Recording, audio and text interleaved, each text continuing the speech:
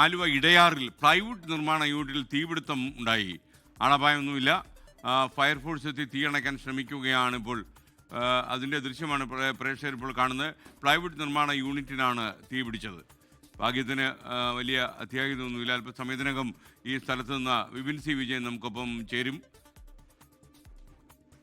വിപിൻ, പറയൂ വിപിൻ, എന്താ ഉണ്ടായത്?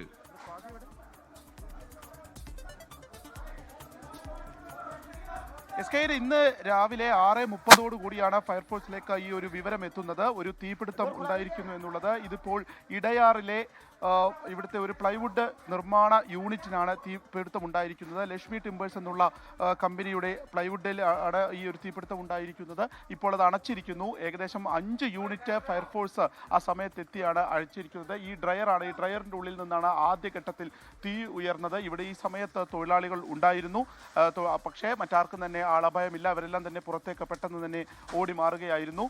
അപ്പോൾ ലക്ഷങ്ങളുടെ നഷ്ടം നമുക്കൊരു പ്രാഥമികമായി തന്നെ ഇവിടെ നിന്ന് വിലയിരുത്താൻ കഴിയും. വലിയ രീതിയിലുള്ള ഒരു തീപിടുത്തം ആ സമയത്ത് ഇവിടെ ഉണ്ടായിരുന്നു.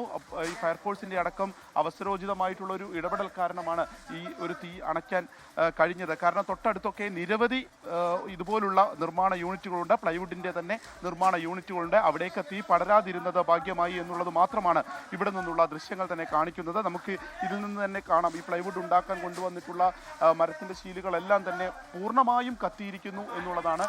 ഇവിടുത്തെ തൊഴിലാളികൾ ഉൾപ്പെടെയുള്ളവർ ഇപ്പോഴും അതിൻ്റെ ഒരു രക്ഷാപ്രവർത്തനത്തിൽ അതിൽ പരമാവധി ആ സാധനങ്ങളൊക്കെ തന്നെ മാറ്റുന്നതിൻ്റെ ഒരു പണിയിലാണ്. ഈ ഡ്രയറിൽ നിന്നാണ് പെട്ടെന്ന് തീ ഉയർന്ന് പൊന്തുന്നത് കണ്ടത്. ഷോർട്ട് സർക്യൂട്ട് ആകാം എന്നുള്ള ഒരു പ്രാഥമിക നിഗമനമാണ് ഉള്ളത്. ഒരു ഫയർഫോഴ്സ് ഉദ്യോഗസ്ഥൻ കൂടി നമ്മോട് സംസാരിച്ചു. അദ്ദേഹത്തിന്റെ പ്രതികരണം. ശ്രീലക്ഷ്മി ടിമ്പേഴ്സ് എന്ന കമ്പനിയാണ്. ഏകദേശം ഒരു 6:30 ആയപ്പോഴാണ് തീപിടുത്തുണ്ടായെന്ന് പറഞ്ഞിരുന്നു. തീപിടുത്തിൻ്റെ കാരണം വ്യക്തമായിട്ട് എന്താണെന്ന് അറിയില്ല. അപ്പം ആലുവ, ഏലൂര്, തൃക്കാക്കര, ഗാന്ധിനഗറിലുള്ള യൂണിറ്റുകൾ സംയുക്തമായിട്ട് വർക്ക് ചെയ്യണമായിരുന്നു. ഏകദേശം ഒത്തിരി ഫയർ കൺട്രോൾ ആയിട്ടുണ്ട്. ഇത് കുഴപ്പങ്ങളൊന്നുമില്ല. ഇപ്പം ലോകത്തെവിടെയായാലും ഏത് സമയത്തും 24 വാർത്തകളും ഓഗ്മെന്റഡ് റിയാലിറ്റി പാക്കേജുകളും എക്സ്പ്ലെയിനറുകളും വിശദമായി കാണാൻ ഞങ്ങളുടെ യൂട്യൂബ് ചാനൽ നിങ്ങൾക്ക് സബ്സ്ക്രൈബ് ചെയ്യാം.